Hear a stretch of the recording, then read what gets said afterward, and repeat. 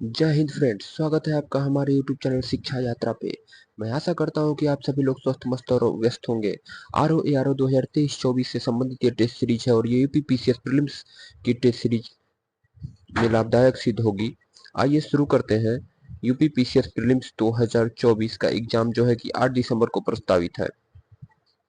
आइए इस test series को शुरू करते हैं। सीरीज को शुरू करने से पहले मैं बता सकता हूं कि इस हर सेट में 30 क्वेश्चन होते हैं। आइए सर्वप्रथम क्वेश्चन नंबर 1 को हम लोग देखते हैं। क्वेश्चन नंबर 1 मतलब 32 ये कहता है कि निम्न महासागरीय धाराओं में से कौन प्रशांत महासागर से संबंधित है। तो कौन सी धारा प्रशांत महासागर से संबंधित है? हम्बोल्ट धारा प्रशांत महासागर से संबंधित है। नेक्स्ट क्वेश्चन देखते हैं। निम्नलिखित में से किस देश से होकर मकर रेखा नहीं गुजरती है। तो Bolivia, option number A Namibia, option number B, option number C Chile, option number D Madagascar. तो किस देश से होकर मकर रेखा नहीं गुजरती है? देख, जो हमारी मकर रेखा किस देश से होकर नहीं गुजरती है? तो ऑप्शन नंबर ए बोलिविया से होकर नहीं गुजरती है। नेक्स्ट क्वेश्चन देखते हैं। निम्नलिखित कथनों पर विचार करिए। भूकंप का सर्वप्रथम जहां उद्भव होता है उसे अधिकेंद्र कहते हैं। अधिकेंद्र कहते हैं भूकंपीय तरंगों को जहां सर्वप्रथम रिकॉर्ड किया जाता है उसे भूकंप मूल कहते हैं। तो इस क्वेश्चन का आंसर हो जाएगा आंसर सी, दोनों कथन सत्य हैं। Next question. ज्वालामुखी विस्फोट से निकलने वाली गैसों में सर्वाधिक मात्रा कौन सी किसमें पाई जाती है? जलवाष्प की पाई जाती है, हीलियम की पाई जाती है, कार्बन डाइऑक्साइड की पाई जाती है, नाइट्रोजन की। तो जलवाष्प की मात्रा सबसे अधिक पाई जाती है। नेक्स्ट क्वेश्चन देखते हैं। निम्नलिखित युग्मों पर विचार करना है और हमें बताना है कि कौन सा सही सुमेलित है। एटलस पर्वत उत्तर दक्षिण अमेरिका में है। ओकावांग्रो द्रोणी दक्षिण पश्चिम अफ्रीका में है। एबिसिनिया पठार पूर्वी अफ्रीका में है। तो ये हो जाएगा उपरोक्त सभी कथन सत्य हैं। Next question. अगुलहास बेसिन कहाँ स्थित है? अगुलहास बेसिन जो है वो कहाँ पे स्थित है? हिंद महासागर में, आर्कटिक महासागर में या प्रशांत महासागर में या इनमें से कोई नहीं? तो अगुलहास बेसिन हिंद महासागर में स्थित है। हिंद महासागर में, option number A is correct answer. Next question. निम्नलिखित देशों में से कौन भूमध्य सागर से सीमा नहीं बनाता है? लिखा है option number A Spain, option number B तुर्की, option number C Jordan, option number D Syria. तो जॉर्डन जो है भूमध्य सागर से सीमा नहीं बनाता है। नील नदी भूमध्य सागर में ही गिरती है। जॉर्डन भूमध्य रेखा के साथ सीमा नहीं बनाता है। Next question. भूसन्नतियों को पर्वतों का पालना किसने कहा? किसने कहा भूसन्नतियों पर्वतों का पालना? डेविस, हैरियस, बैंक, कोबर। तो कोबर ने कहा था। नेक्स्ट क्वेश्चन देखते हैं। निम्नलिखित में से कौन सा एक पोलिनेशिया पोलिनेशिया का प्रमुख द्वीप नहीं है? टोंगा नहीं है, कुक नहीं है, गिलबर्ट नहीं है, समोआ नहीं है। तो इस क्वेश्चन का आंसर हो जाएगा पोलिनेशिया का प्रमुख देश है टोंगा, समोआ, हवाई, टुवालू, कुकू इत्यादि। इस क्वेश्चन का गिलबर्ट हो जाएगा। Next question. नेक्स्ट क्वेश्चन देखते हैं। नीचे दिए गए दो कथन है जिनमें से एक को अधिकतम अभिकथन दूसरे को कारण कहा गया है।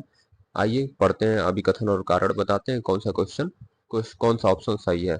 40 से 65 डिग्री दक्षिणी अक्षांशों के मध्य पछुआ पवनों का निर्माण सर्वोत्तम विकास होता है। 40 से 65 डिग्री दक्षिणी अफ्रीकी अक्षांशों को धरातली अवरोधों का अभाव है। इनमें से कौन सा क्वेश्चन सही है? कौन सा आंसर सही है? तो ए सही है और आर गलत है। नहीं नहीं नहीं, इस क्वेश्चन का ऑप्शन नंबर ये सही है और गलत नहीं है, ये गलत है। इस क्वेश्चन का ऑप्शन नंबर हो जाएगा, ऑप्शन दिया गया है जो वो हो जाएगा option number A is correct answer. Next question. निम्नलिखित में से कौन सा सही सुमेलित है?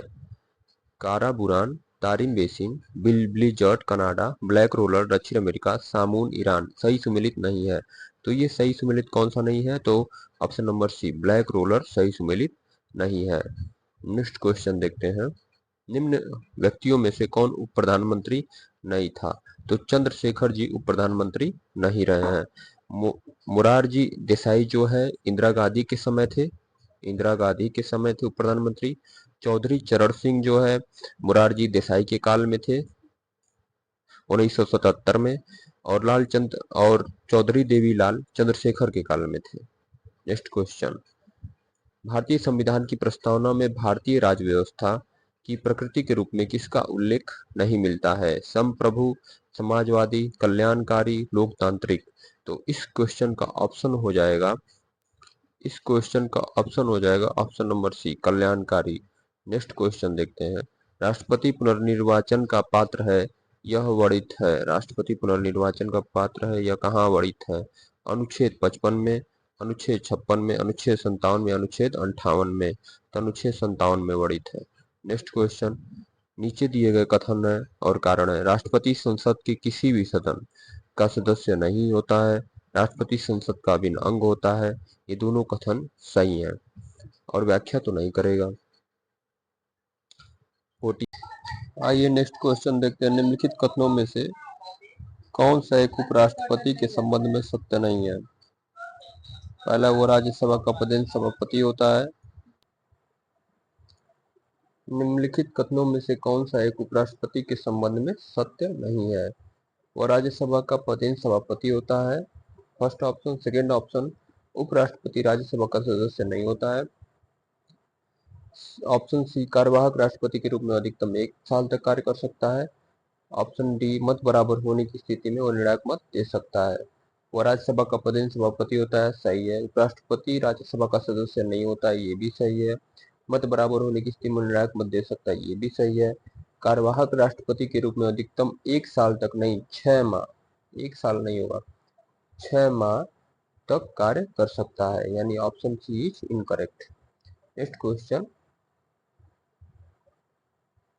सूची 1 को मिलान करना है। आइए देखते हैं। 52 कॉन्स्टिट्यूशन अमेंडमेंट एक्ट 10वीं अनुसूची से संबंधित है, सही है। ए का पहला, यहाँ पे ए हो जाएगा, यहाँ पे बी हो जाएगा। 69वां संविधान संशोधन अधिनियम, दिल्ली को राष्ट्रीय राजधानी क्षेत्र बनाया जाना। 61वां संविधान संशोधन अधिनियम, इसका सी हो जाएगा, नागरिकों की मतदान आयु 18 वर्ष करना। 73वां संविधान संशोधन अधिनियम, इसका ऑप्शन डी हो जाएगा, यानी ए का पहला, बी का दूसरा, सी का तीसरा और डी का चौथा। Option number A is correct answer. Next question, किसी भी राज्य की विधानसभा के अध्यक्ष एवं उपाध्यक्ष को विधानसभा सदस्यों द्वारा बहुमत से हटाया जा सकता है, किंतु इस आशय की सूचना उन्हें कितने दिन पूर्व देनी रहती है? ऑप्शन ए 14 दिन पूर्व, ऑप्शन बी 30 दिन पूर्व, ऑप्शन सी 60 दिन पूर्व, ऑप्शन डी 7 दिन पूर्व। तो ऑप्शन ए इज करेक्ट, 14 दिन पूर्व देनी होगी। विधानसभा के सदस्य अपने में से एक अध्यक्ष तथा एक उपाध्यक्ष का चुनाव करते हैं। नेक्स्ट क्वेश्चन देखते हैं। प्रथम राजभाषा आयोग का गठन कब हुआ था?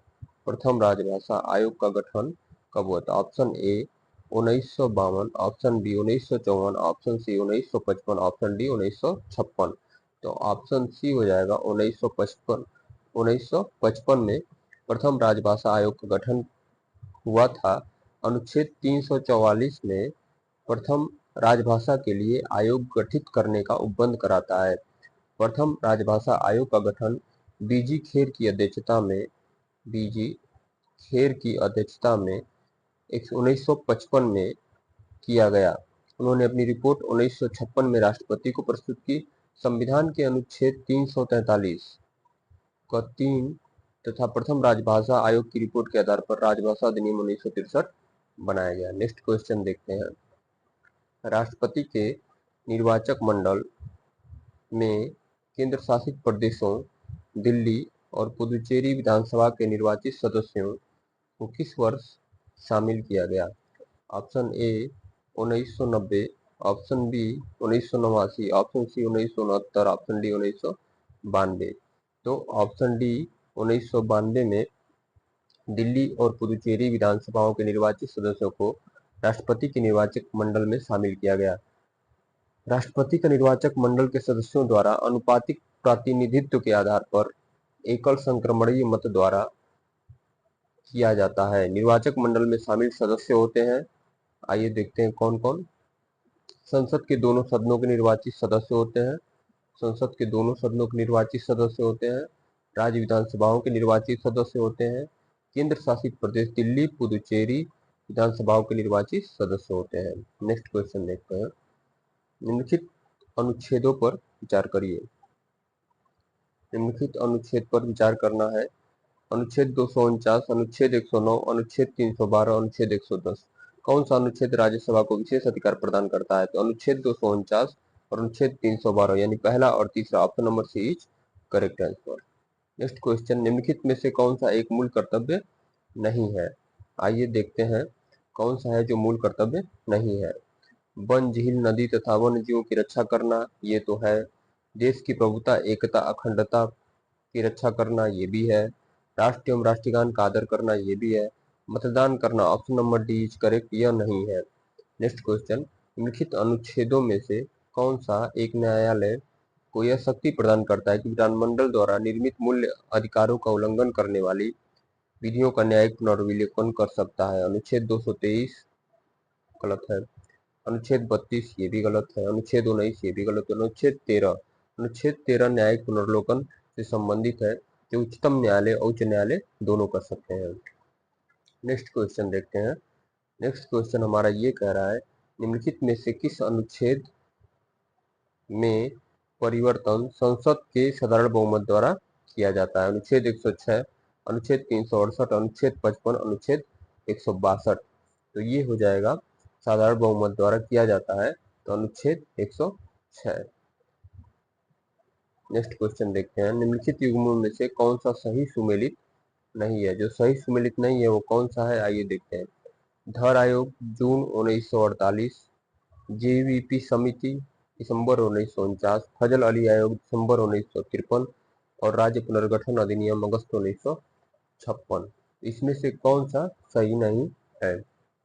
तो जेवीपी समिति जो है दिसंबर 1948 में हुई थी, ये सही नहीं है, option number B. Next question देखते हैं, निम्नलिखित में से कौन सा कथन स्थगन प्रस्ताव के संबंध में सत्य है? इसका तात्पर्य मंत्रियों से सूचना एकत्रित करना, इसका तात्पर्य बजट प्रस्ताव में कटौती करना, इसका तात्पर्य सरकार की किसी विशिष्ट नीति की आलोचना करना, इनमें से कोई नहीं। तो कौन सा सही है? ऑप्शन नंबर सी, सरकार की विशिष्ट नीति की आलोचना करना। नेक्स्ट क्वेश्चन, कृषि लागत एवं मूल्यों सीएससीपी के संबंध में निम्नलिखित कथनों पर विचार करिए। सीएससीपी के संबंध में निम्नलिखित कथन पर विचार करना है। पहला है, इसकी स्थापना फेरवानी समिति की सिफारिश पर हुई थी। इसकी स्थापना किसकी सिफारिश पर हुई थी? फेरवानी समिति की। यह न्यूनतम समर्थन मूल्य, खरीद मूल्य तथा आवंटन मूल्य का निर्धारण करने को सरकार को सलाह देता है और केंद्र सरकार इसकी अनुसूचियों को मानने के लिए बाध्य है। कृषि उत्पादों का मूल्य निर्धारित करने के लिए खाद्य मूल्य नीति समिति 1964 की सिफारिश के आधार पर 1965 में कृषि मूल्य आयोग की स्थापना हुई। 1965 में कृषि मूल्य आयोग की सीएसीपी की स्थापना होती है और 1950 में इसका नाम बदलकर किया जाता है सीएसीपी, कृषि लागत एवं मूल्य आयोग।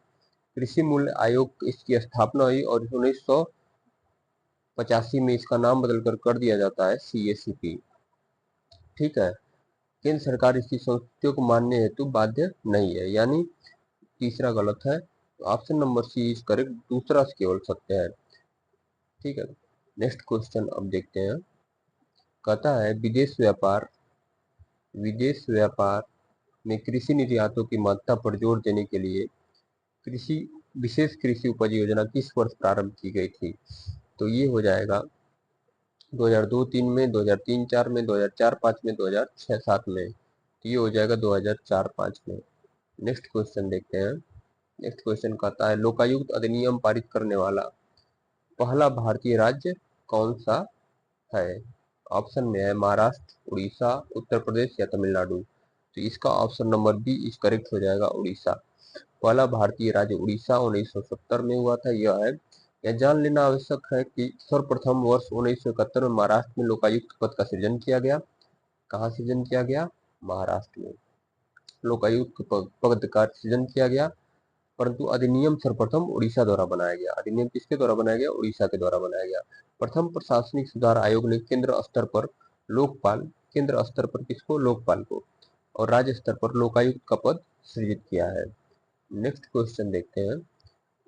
नेक्स्ट और इस टेस्ट सीरीज का पार्ट 2 का लास्ट क्वेश्चन कहता है कि निम्नलिखित राज्यों का गठन वर्ष और राज्य दिया है, उनको सही सुमेलित नहीं है वो देखना है। अरुणाचल प्रदेश होता है 20 फरवरी 1987 को, ये भी सही है। गुजरात होता है 1960 को 1 मई, ये भी सही है। गोवा होता है 30 मई 1987 को, ये गलत है। और मिजोरम होता है 20 फरवरी 1987 को, ये भी सही है। यानी क्वेश्चन नंबर 62 का तीसरा गलत है, यानी option A is correct answer हो जाएगा। इस तरीके से हम लोग इस टेस्ट सीरीज का क्वेश्चन, इस सेकेंड टेस्ट सीरीज के पार्ट 2 में 30 क्वेश्चन को समाप्त किया। अब नेक्स्ट वीडियो में हम आपसे मिलेंगे, तब तक के लिए चलते हैं। जय हिंद, जय भारत। अगर ये वीडियो आप लोग को पसंद आई हो तो इस चैनल को लाइक और सब्सक्राइब अवश्य करिएगा और शेयर भी कर दीजिएगा। तब तक के लिए जय हिंद, जय